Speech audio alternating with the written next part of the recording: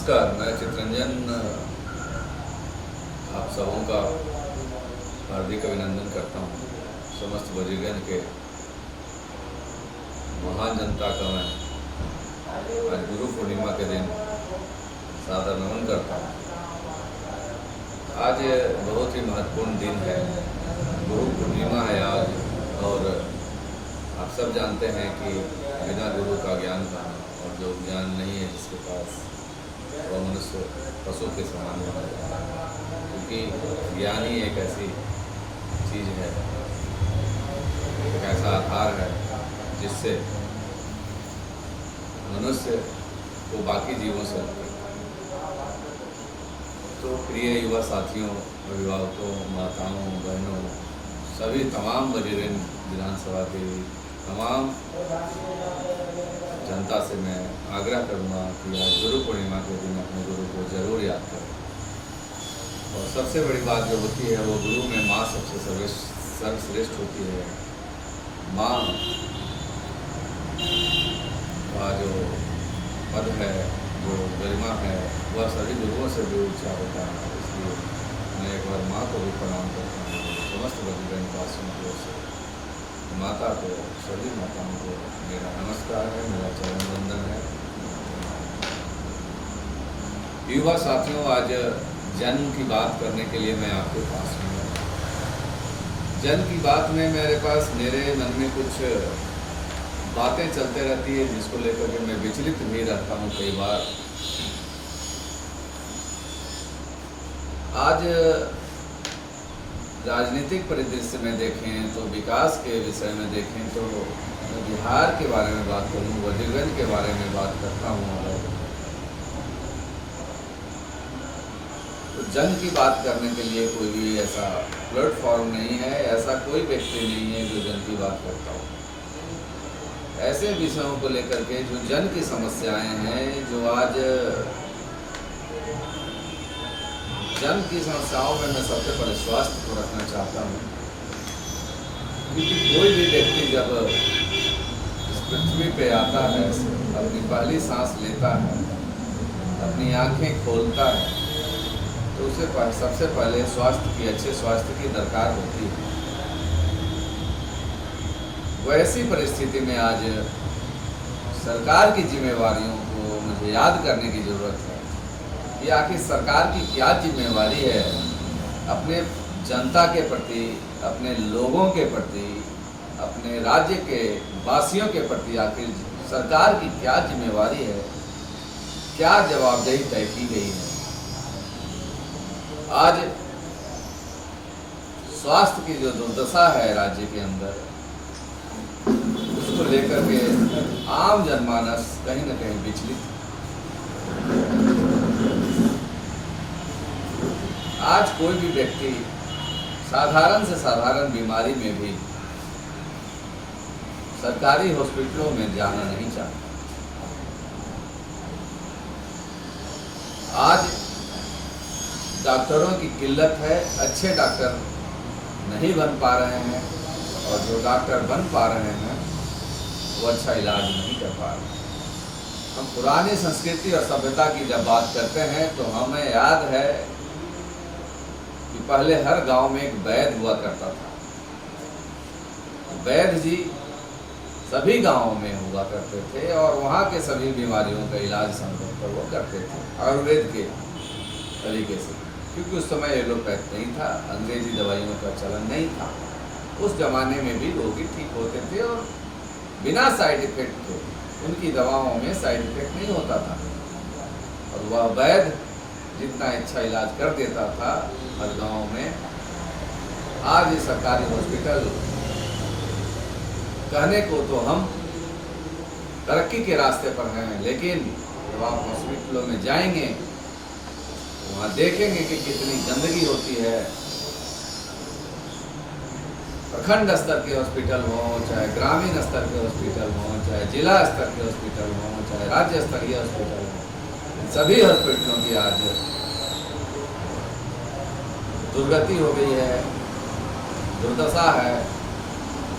आदमी वहाँ उन हॉस्पिटलों में स्वस्थ होने की बजाय और ज़्यादा बीमार हो जाता है। मैं जन की बात में जनता से यह कहना चाहता हूँ कि यह हमारा मौलिक अधिकार है। स्वास्थ्य हमारा अच्छा हो उसके लिए हम खुद तो सचेत रहते ही हैं। सरकार की भी जिम्मेवारी बनती है कि जब हम बीमार पड़ जाएं किसी कारणवश तो हमारा मुफ्त इलाज हो, वहाँ डॉक्टर 24 घंटे मौजूद हो, तत्काल सेवा में ट्रॉमा सेंटर हो। जैसे दुर्घटना, गाड़ियों से दुर्घटना हो जाए, किसी प्रकार की दुर्घटना हो जाती है, आज वज्रपात की वजह से, बिजली कड़कने की वजह से हमारे राज्य में कम से कम 300 से 400 लोगों की मृत्यु हो चुकी है। हम सावधान हैं, लेकिन कई बार ऐसी प्राकृतिक आपदा आ जाती है।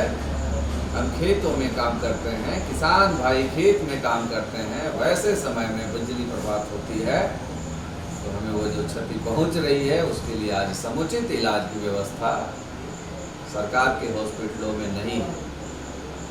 तो मैं सरकार से आग्रह करूंगा, मैं जनता की आवाज़ को सरकार के पास पहुंचाने के लिए इस कार्यक्रम के माध्यम से करना चाहता हूं कि हम भी अपनी बात, जनता भी अपनी बात, आम जन भी अपनी बात, जन की बात सरकार को पहुंचाने का कार्यक्रम करेंगे।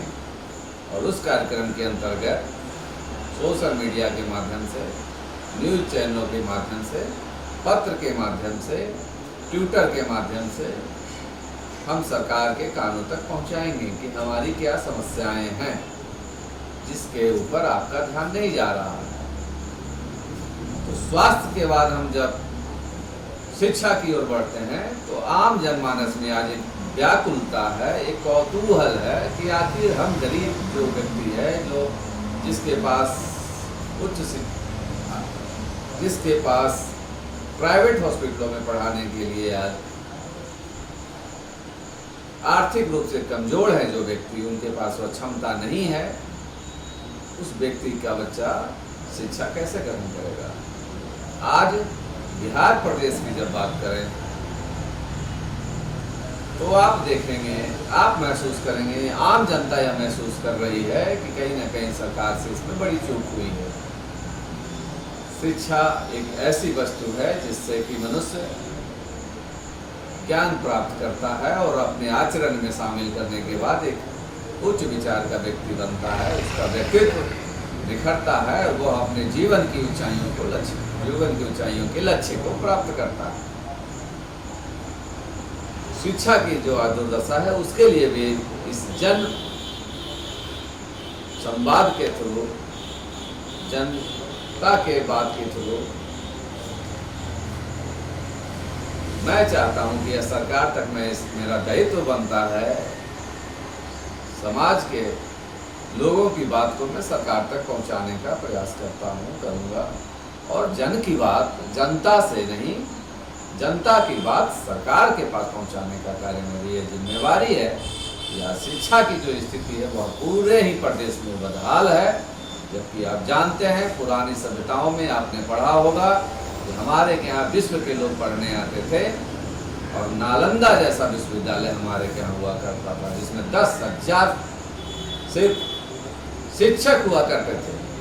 तो आप समझिए कि उसमें छात्रों की संख्या कितनी हुआ करती है।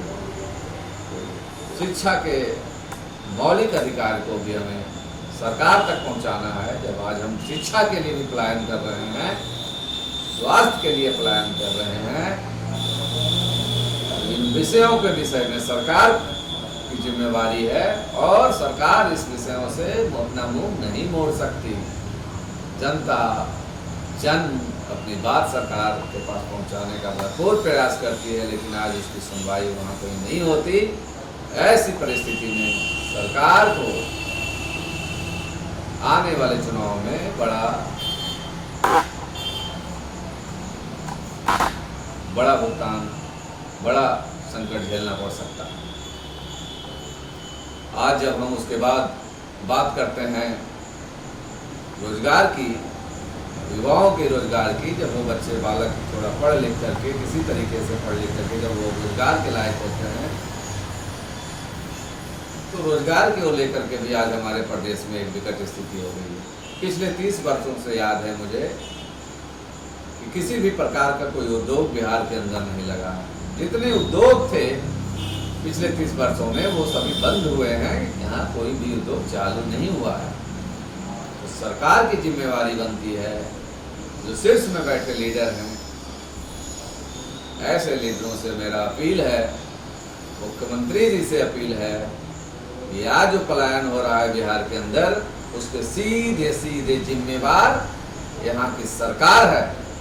क्योंकि मौलिक अधिकार में है, संविधान प्रदत्त है कि आपको रोजगार देने की जिम्मेवारी सरकार की बनती है, आपके स्वास्थ्य की जानकारी जिम्मेवारी लेने की जिम्मेवारी सरकार की बनती है, आपको शिक्षा प्राप्त करने की जिम्मेवारी सरकार की बनती है।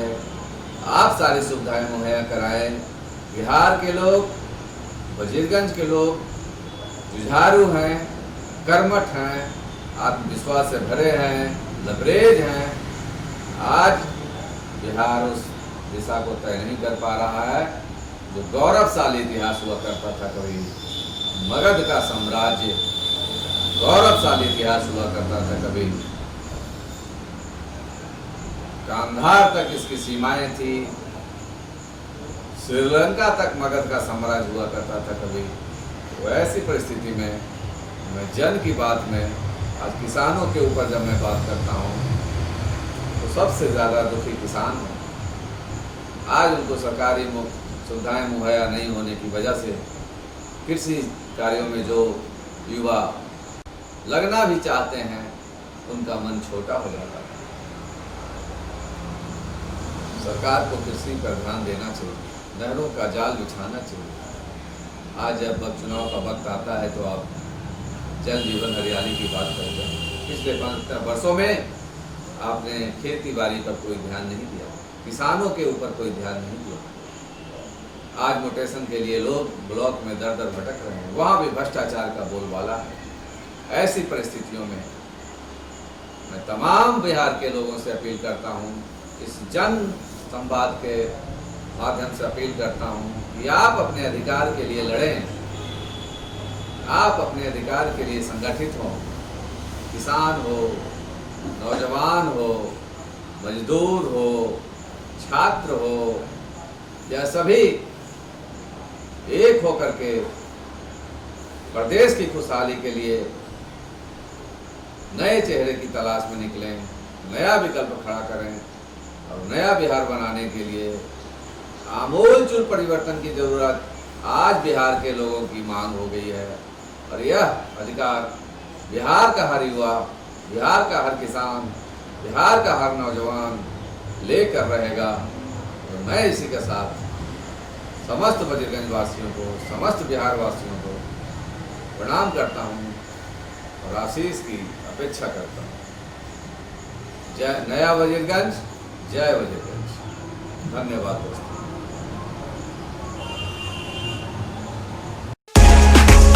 Subscribe now and press the bell icon.